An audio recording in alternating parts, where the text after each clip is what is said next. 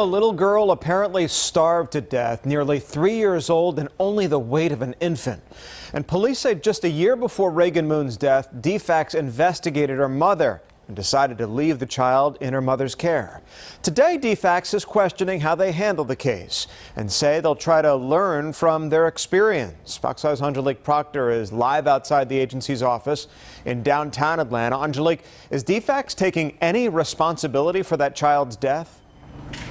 What a sad case. DFACS is taking some responsibility. They say they are taking a look at what, if anything, they could have done differently, because keep in mind, in this case, not one, but two different relatives sounded an alarm.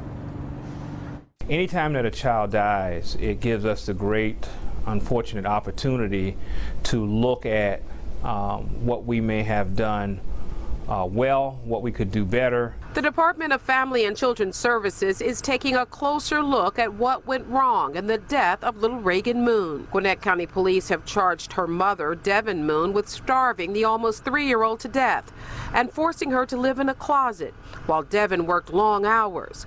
Police say the mother was a dancer in a club. Reagan's grandmother and aunt thought the child was in trouble and contacted DFACS several times before the death. That they witnessed the child not either gaining weight or not looking like perhaps she may not be feeding correctly. DFACS says they are a family first, parent first agency.